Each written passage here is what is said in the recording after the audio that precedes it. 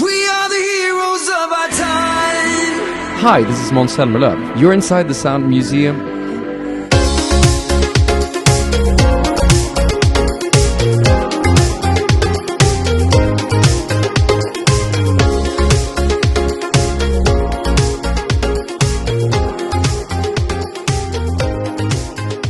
Hi, welcome back to the Sound Museum, the music podcast that explores that personal connection we all have with the music that we listen to.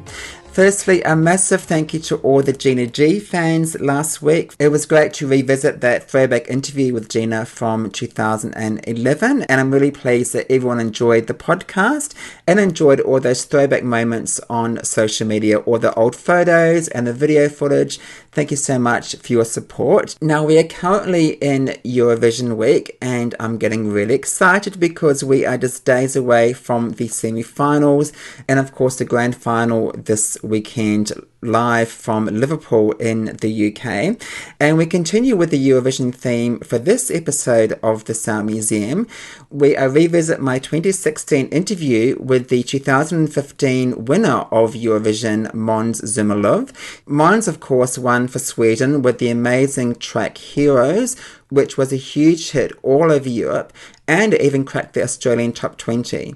But before we get started, make sure you like and subscribe to the podcast on your favourite podcast provider.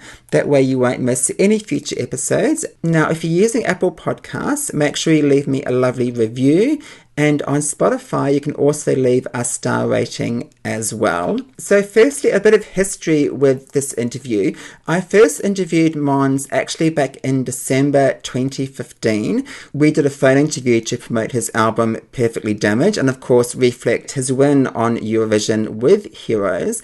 Now that phone interview happened very, very early in the morning due to the time difference. I went into the radio station at about 5 a.m. in the morning. I was the only one there, and I recorded the interview with Måns. Now, we actually got cut off quite early in the interview, but Måns called back and we continued the chat. He was actually calling from an alleyway in Berlin, Germany. There you go.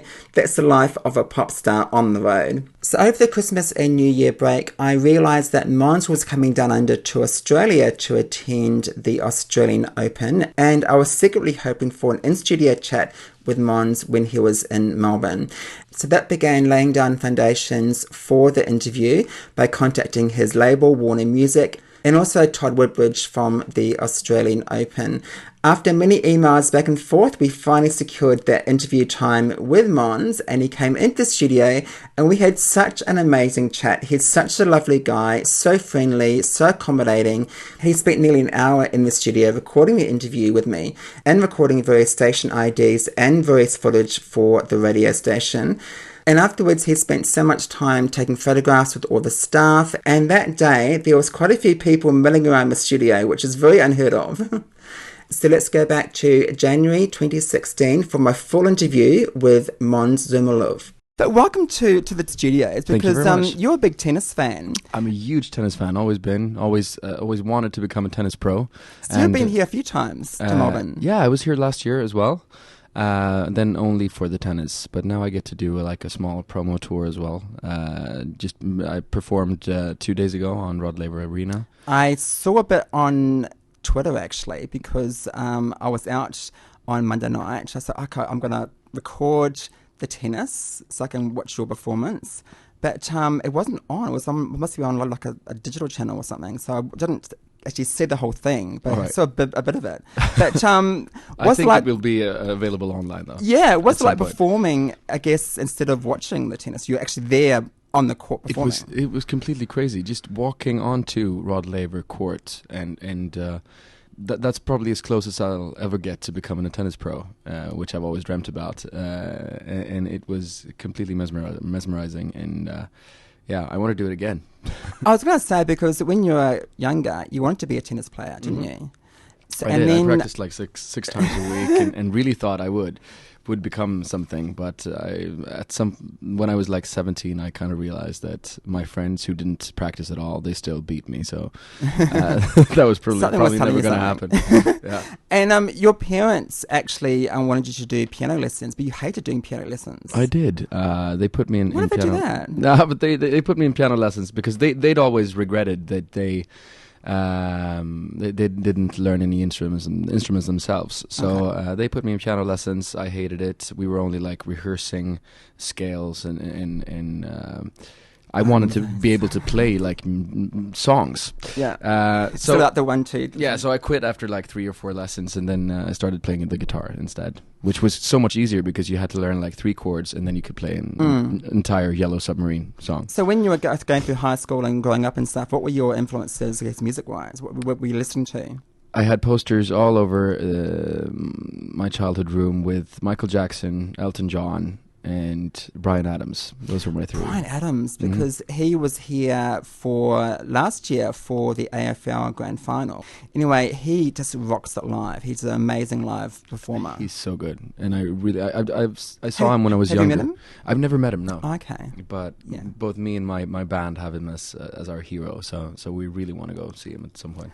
I guess moving forward, you auditioned for Swedish Idol back in 2005. I did. Guy Sebastian won the first season of our Australian Idol. You came 5th in the Swedish version of Idol. What did that whole process teach you as an artist and as a performer? I think it was a really good school when it comes to like being able to take cameras, being able to perform live, obviously. But I thought it would be more of a school when it came to like singing lessons, to learn how to move on stage and stuff like that. We didn't get that much education in Sweden, no. And I mean, I sang like I don't know, I was really bad, and I only focused on partying that whole season. So for me, it's quite a miracle that I actually came in 5th place at the end. But I guess what gave you a bigger boost was you won the Let's Dance contest in Sweden, which is our version of Dancing with the Stars. Yes, you won that. I did. You had a bit of fancy footwork on the dance floor as well. Well, I had no idea when I actually said yes to Let's Dance. But I had a really good teacher. I was quite lazy at that point. Didn't know what to do with my life, and she honestly she pulled me out of bed just to make it to the lessons, and she said that, okay, if you actually put some effort into it, we can win this. And then I started fighting for it, and then I haven't been lazy since. And then off the back of that, you did a few stage shows. You did Footloose. You played Danny Zuko in Greece. Yes, I did. What was that like? It was nice. That was just after Let's Dance, and I don't think I'd ever gotten that part if I hadn't showed that I could dance, and it was so much fun. I think we did 128 shows, and it was a huge success, and it was one of my dream parts to play. I mean, who doesn't want to play Danny Zuko? So you remember the movie and stuff, and just the whole cool jacket and the cars, and of course Sandy turning into the good Sandy into the bad Sandy. But I guess Olivia Newton-John is one of our icons, an amazing icon. I actually interviewed the guy that played Danny Zuko in the Australian version of Greece, Rob Mills, and he's a big theatre star here as well in Australia. But your debut album you released off the back of the winning Let's Dance was Stand By 4, number 1 in Sweden back in 2007. And that was all because of Cara Mia, my first... that was number 1. Was that number 1, wasn't it? Yeah, that was the number 1. And I came in 3rd place in the Swedish Melody Festival and the Swedish Eurovision qualifiers. Which was a huge thing for me. Just participating there was a dream come true, and then actually being in the finals and coming in 3rd place and getting a huge hit out of that was my big breakthrough, and I'm forever grateful to that song. Because that was your first, I guess, go at Eurovision, and you did it again back in 2009 with Hope and Glory, 4th place, and then you struck gold last year with Hereos. Yes. And we'll talk more about that next. Let's play that winning single from Måns Zelmerlöw.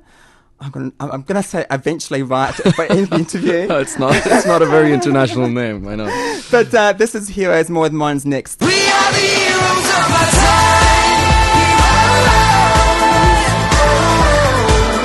But we're dancing with the demons in our minds.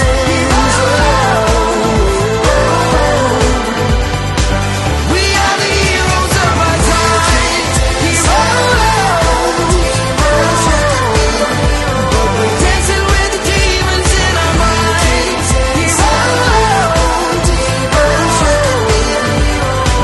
We are the heroes. In studio, Eurovision winner Måns Zelmerlöw.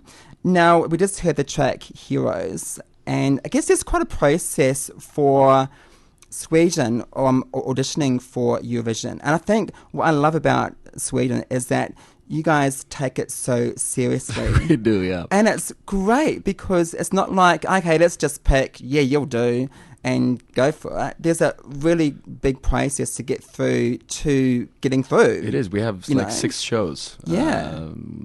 4 qualifiers and then a semi-final and a final.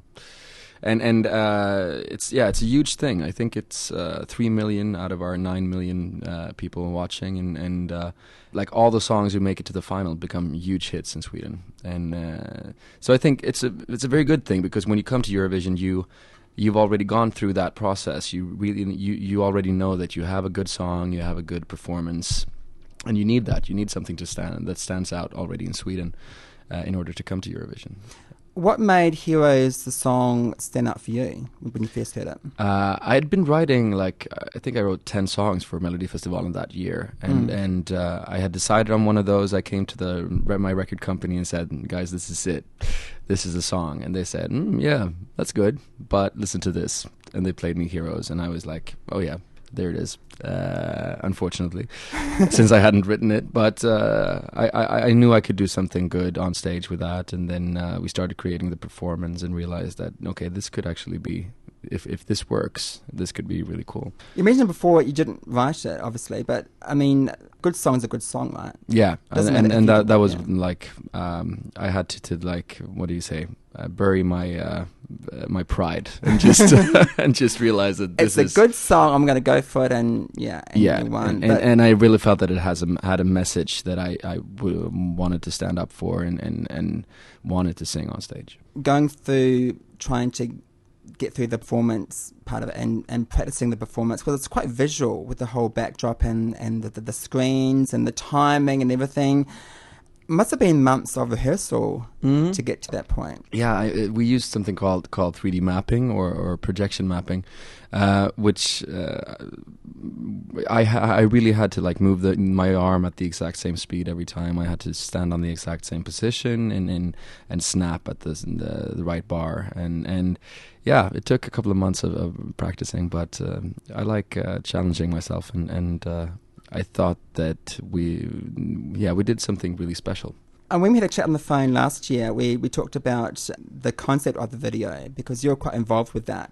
The Stickman is... It's supposed to be me when I was Yes, that age, that's like right. 10 or 11, and I had some difficulties getting friends, or there was this bullying guy coming into our class, and he chose me as his Target. his victim. And then I'm portraying the guy who saved me on Yes. stage, a friend of mine. He still is my closest friend, and he saw me being an outsider. He saw me being bullied, and he said hello and just started talking to me, and we became friends and started playing tennis together, and he lifted me up and made me stronger. If you could go back and give some advice to your 12, 13-year-old self at that time when you were bullied, what would you say to him? I would say that I was quite special at that age. I like didn't dress the way other people dressed. I had In what way? No, I had like my sweatpants to school every day because You're a sports guy. Yeah, but I just felt that I felt comfortable in them, and I had interests, like I had my mice and hamsters and stuff, and I grew tomato plants, and I did a lot of stuff that the other guys in the class didn't do. So I was an outsider, and I would say to myself that keep on doing that, keep on like doing what you feel, and because at some point it will work, and It gets better as well. It gets better. It gets better. The reaction to Heroes at Eurovision, I mean, when I first heard it, I was like, oh, this is going to either win or be a top 5. And the bookies were backing you to win the contest. And as a performer, you must have been like, oh, I don't really want to listen to all that pressure, because there's a lot of pressure on you to sort of perform, and then if it doesn't work out, then this is going to be, oh my God. But it did for you. And Australia gave Sweden 12 points. Yes, and Sweden gave Australia 12 points. I know. Well. So we just love, I mean, Australia's always loved Swedish music, and we've always loved Eurovision. It's massive here. It's so huge. And last year was the first time that we were in Eurovision with Guy Sebastian. I know, and I'm so happy you sent Guy, because that was also an evidence of how much that Australia also takes it seriously, and because Guy is an amazing artist and one of the biggest in Australia, I guess, and him participating there gave Eurovision a lot of credibility in my eyes. And so I'm definitely for Australia being in the competition. And you guys became friends. Yes, we did. Well. We stayed at the same hotel, and we met at the gym a couple of times. And we've texted each other ever since. And then I said to Guy, I'm coming over to watch the tennis. Would it be possible to like open for you at some point during your tour? And he was like, yeah, definitely. Come to all my gigs. But unfortunately, there wasn't time for all of them, but a couple. Yes, exactly right. And of course, you won Eurovision, and we came 6th, which is pretty good. I guess you should have come second or third. Yeah. I'd say. But this year, we are doing it again, and you are co-hosting the whole show this year. I am, yes. Which is going to be pretty cool. Yeah, I think I'm not really nervous yet, which is a bit scary. But I think that competing is a lot worse than actually hosting it. I mean, I just have to say some stuff and be. But you've hosted stuff before. Yeah, I have. So I think it comes quite naturally. The main advantage for you winning Eurovision was, I guess you were a bit prepared, because your album Perfectly Damaged was recorded, set to go. Yes, it was. So when you won, the single was huge all over Europe. Here's an album, guys. And you toured last year. I followed you on Instagram, and you toured so much last year. Yeah, I know. You were on the road. You're doing all these massive gigs, but having the album set to go was a great move. Yeah, I think that was really important for everything that happened afterwards, because I think that's a mistake that many Eurovision winners have done in the past, that they didn't release any new music. I mean, I think it took Loreen 1 year after her win before she released an album, and for me that was perfect. My record label told me that after winning Melodifestivalen, they told me that, okay, you have a real good shot at Eurovision, so we really need to get an album ready, and fortunately I had almost all of the songs ready at that point. So I said yes, and that enabled me to go on a European tour with that album, and the second single, Should Have Gone Home, has worked really well as well in many countries in Europe. And let's talk about that, because I was watching that line online on YouTube, and the video, you're actually walking backwards. Yes. And how'd you film that? Yeah, and I had to learn the entire song backwards as well. Okay, can you just do the first line of the chorus backwards? Yes, I can. Yeah, the first line of the chorus forwards is like, should have gone home, how hard can it be to say no? And backwards it's Uistiatna na futser vil venikol nivyakal sleeve one yes utip tinishkawal mwal nagavush. I was like, what? So it was like in reverse with the cameras and stuff, obviously. Yes. The director told me like a week before that, okay, we're going to do this backwards. And I was like, yeah, I can learn that. I can do that. Yeah, I can do walk that. No backwards. worries at all. And, No. and he was like, yeah, but we've tried this with a couple of artists before, and it hasn't worked. So you really need to learn the lyrics. And I was like, yeah, that's easy. And then I kind of realized that it wasn't that easy. From your previous album, which we didn't get in Australia, obviously, but this is quite a sort of organic sound and a bit of electronic dance, sort of pop sound. Is that where you're going to from now on? Yes, my last album was Barcelona Sessions, and that was really organic, which I felt I wanted to do an album which I could do live, and it would sound the exact same way live. And Perfectly Damaged was also organic, but with an electronic twist to it, and I think I think I found my sound, and I want to keep on going with that. And we've started working on the next one now, and hopefully to be released in this spring. I should've gone home. Should've left while I could, but I didn't. How hard can it be to say no? I should've gone home. Should've gone home. Should've gone home. How hard can it be to say no? Oh, it feels like I've been looking everywhere just to find out that it's you. It's you. It's you. Oh, feels like I've been looking everywhere just to find out that it's you. It's you. It's you. I should've gone home.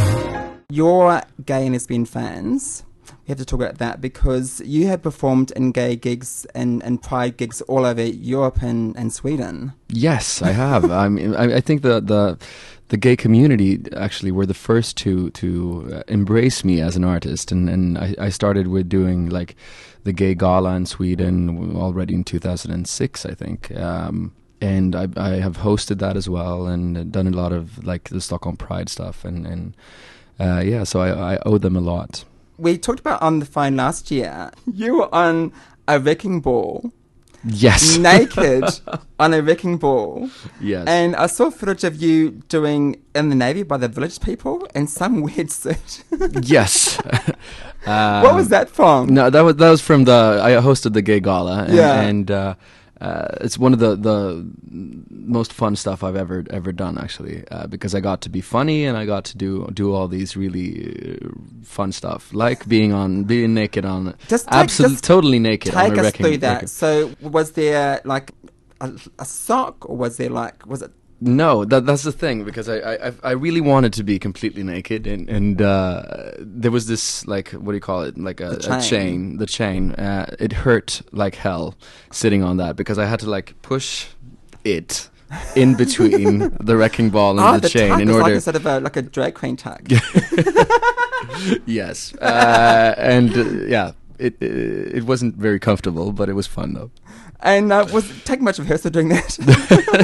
No, that was the thing. Swinging back and forth, we never rehearsed it, and Really? then we were live, and I was like, okay, let's do this. We have to do it now. And I also saw a little thing on YouTube, a spoof of Orange Is the New Black. Yes, that's also from that. Yeah, and you have this awful wig on. And there's at one point you were in the cafeteria and you picked up a sausage, and your expression was just priceless. And the hair flick as well was. Oh yeah, the hair flick. Yeah, I've been practicing that a lot. Have you seen, I guess, our prison version Wentworth? No, I don't think I have. Because if you like Orange Is the New Black, Yeah. you must check out our version of Wentworth. You can get it on DVD. Yeah, Wentworth. Wentworth. Yes. Yeah, there's seasons 1, 2, and 3 out. Okay. And it's really good. I'll Yeah, try- it's I'll check it out. I recommend it. Yeah. Also, you've performed at GAY in London, is that right? Yes, I did performed- that as and well. What was that like? I think that was like an pre Eurovision party, and it was that was on my European tour. Yeah, it was. Yes, it was. What was I Well, saying? Yes, it which was. one? There was another gay club just before Eurovision where I met Conchita Wurst for the first time, and that was so much fun as well. But yes, I performed at GAY on my European tour, which was just performing, just touring and being in London, coming to London with my set. That was a big thing for me. And also having, I think we had like almost 1,000 people there, and people knew all the songs, which was crazy. And you do realise that we have our big Mardi Gras in Sydney early March. Yes. Are you available to maybe perform Mardi Gras? I would love to come here again. There you go, Mardi Gras people. Because, I mean, you also had a really good cause supporting prostate cancer in the UK for Gay Times magazine. Again, there was a naked shoot. And I've seen the photos online. Yeah. And there's a shot of you with a what's it? A smoke kind of like cannon. And it's, what's the headline? I don't know. Something Måns. Anyway, but what was that shoot like? Was it a bit sort of intimidating doing stripping off? It was really intimidating. It was a good cause, actually. right? It was for the good cause, and I felt that it also gave me I felt I needed to work out before a shoot like that. So I had 2 months where I actually really tried to work out in order to like feel safe and when I did it. But it was fun. It was very fun. We had a lot of wine while doing it, and it was just me, the photographer, and my makeup guy, and we just and I think you can see that in the pictures as well, that we wanted to find something. We wanted to find comedy in it. We wanted to find humor in it, and I think we did. So it wasn't just a naked me. It was something more. You post some really good pictures on your Instagram, and I saw one of you in an orange wig and a glittery bra. Yes, that's from the Christmas tour I did last year. Have you ever thought of doing drag in like a professional sense of whole makeup? No, I haven't really. But I do think it's fun to be in costumes. On your Instagram, there's some photos. You're on holidays at the British Virgin Islands. Yes.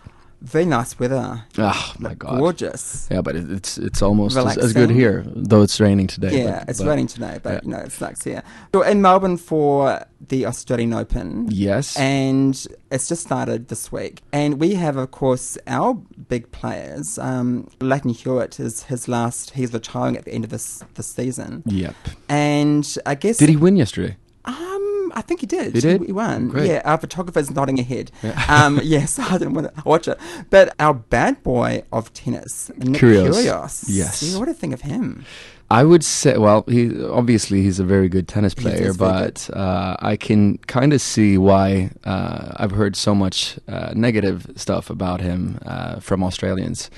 Because it feels like Australians in general are very positive, very open, very gentlemanly in a way, and Kyrgios is like he's the bad boy of tennis. Bull in a tennis shop.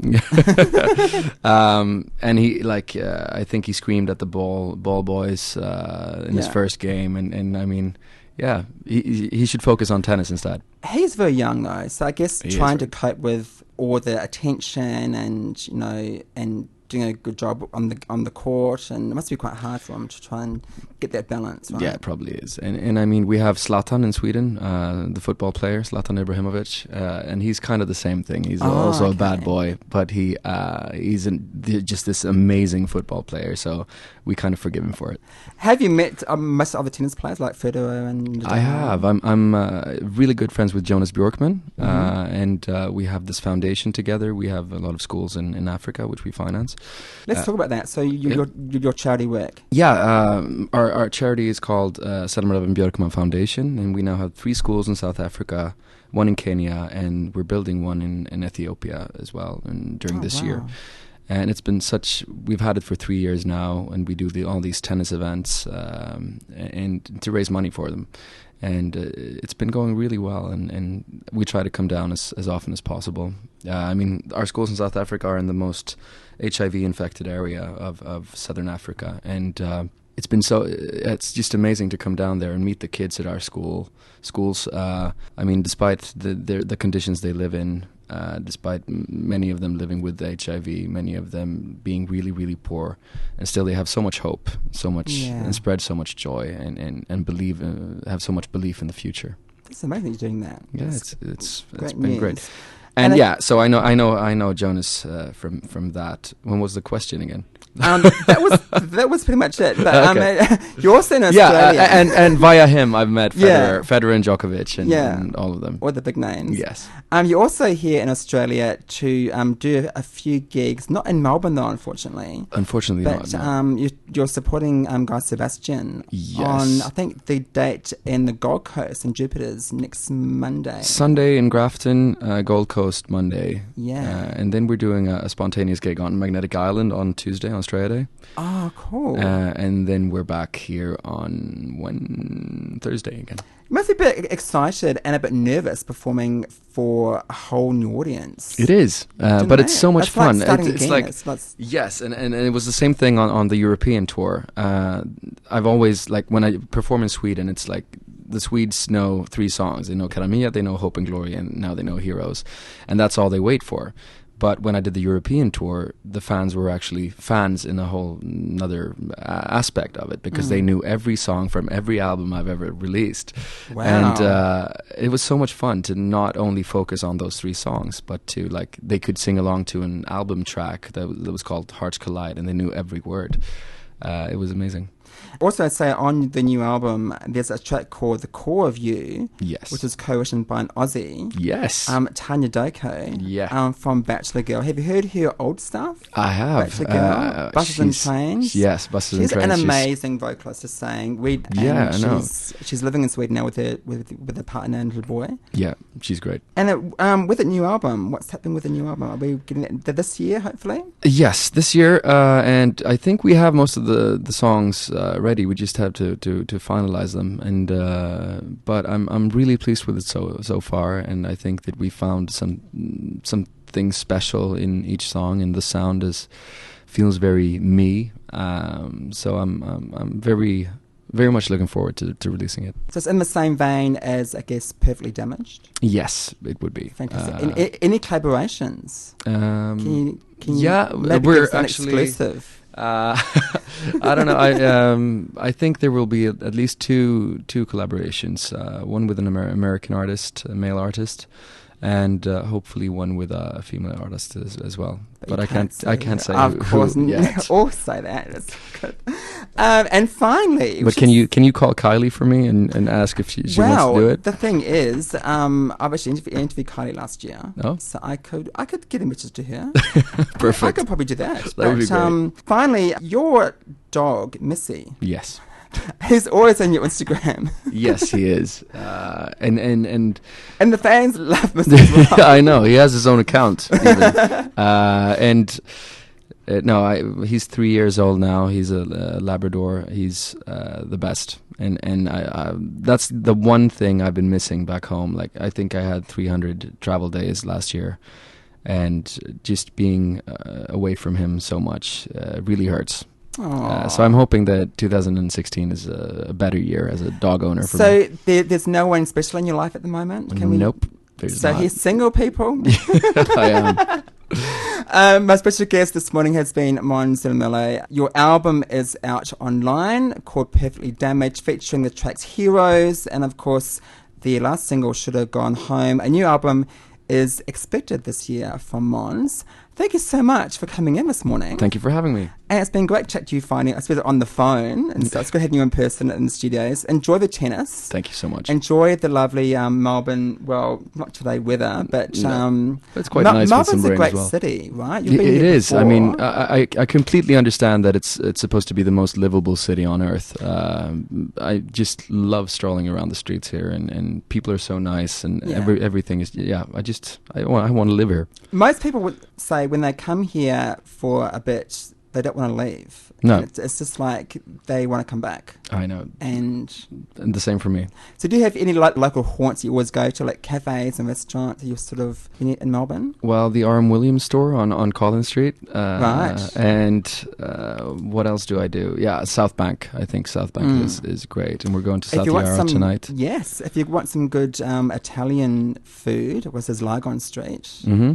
And Chapel Street's great for restaurants and stuff. Yes, and that's my neck of the woods, we were supposed to try rice paper scissors yesterday on Liverpool Street, but it was full as always. But you can just say, I don't know. Yeah, not yet. I'm hoping that at some point I'll be able to do that. Thanks, Måns. Thank you very much. I really hope you enjoyed the interview with Måns. As I said before, he's such a great guy, so friendly. We had a great fun chat in the studio, and that certainly came across in the interview. Now, since the interview, Måns has been pretty busy, as always. He hinted in the interview that he was working on a new album, and that album came later on 2016 called Chameleon, which reached number 6 in Sweden. Let's check out one of the tracks from the album. This is Fire in the Rain. 'Cause when the evening comes, we're like fire in the rain. When the night's begun, our desire heals the pain. In the dreams we share, they are never gonna fade. It's because of love we're standing here today. We're like fire in the rain. One of my favourite tracks from the 2016 album Chameleon, that is Fire in the Rain, reaching number 31 in Sweden. In early 2020, Måns came back to Australia and performed Hereos at Eurovision Australia Decides, and this gorgeous duet with our queen of Eurovision, Damian. This is Walk With Me. Oh, walk with me. I'm a million miles away from who I wanna be. Don't give up on me. I know I make mistakes, just promise that you'll stay. Walk with me and tell me that I'm never alone, never alone. Tell me, 'cause I'm tired of walking alone. Such a stunning track. Love that one with Måns and Dami. At the time, Måns was also promoting his latest album, Time, which reached number 18 in Sweden. Let's check out one of the tracks from the album. This is Better Now. Just waking up with you got me feeling brand new. Yeah, I'm better now, better now. Oh, oh, oh, oh. I'm better now, better now. Oh, oh, oh. I'm better now, better now. That was taken from the 2019 album Time. Now, you may have heard in that 2016 interview with Måns, he said he was currently single. Well, that changed later on that very year when he began dating British actress Ciara Jansen, and they later became engaged. In May 2018, Ciara gave birth to their son, Albert, and Måns and Ciara tied the knot in September 2019.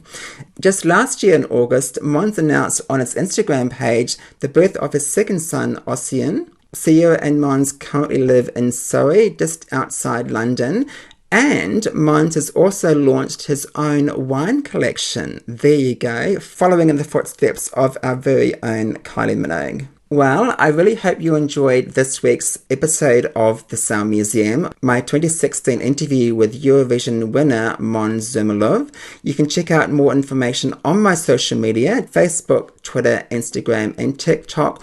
All this week I'll be posting heaps of photos and video footage of Måns, and also some photos of me and Måns in the studio. So have a fantastic Eurovision week, everyone. I'll be getting up mega early this week to check out the semi-final 1 and semi-final 2, and of course the grand final this weekend. I'll be also getting up mega early on the Sunday to watch that live on SBS. Now stay tuned for next week's show, because we are going back to the 80s and we're celebrating the 40th anniversary of an iconic movie soundtrack. That's a bit of a hint for you.